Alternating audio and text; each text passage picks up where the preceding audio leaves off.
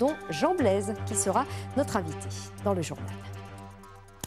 Le mariage homosexuel promet d'être un débat de société au moins aussi enflammé que celui que nous avions connu pour le Pacs, voire plus. Il y a les pros et les antis qui se sont fait entendre aujourd'hui. Plusieurs manifestations contre le mariage homosexuel ont eu lieu dans notre région.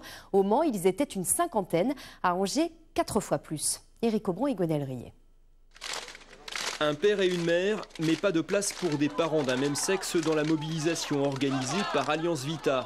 L'association, également engagée contre l'avortement, s'oppose au projet de loi ouvrant le droit au mariage et à l'adoption aux couples homosexuels.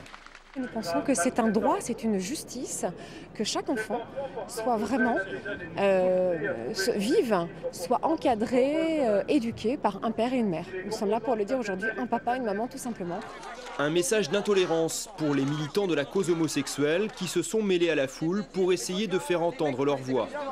On est en 2012, c'est l'évolution. Un enfant peut très bien être heureux avec 2 papas, 2 mamans.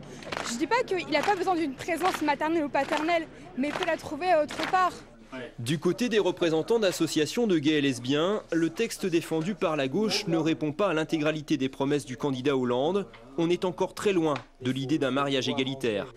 Ce sera un mariage gay largement amélioré, certes, mais qui n'est pas suffisamment précis à nos yeux, puisqu'il n'ouvre pas le droit à la filiation, à l'autorité parentale et à la procréation médicalement assistée. Et le fait que le gouvernement crée plusieurs temps de reculade et de décalage dans le temps, cela laisse à penser que les opposants qui s'expriment gagnent du terrain.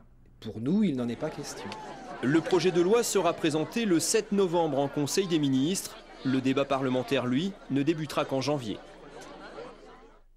350 salariés de l'hôpital de Laval ont débrayé cet après-midi.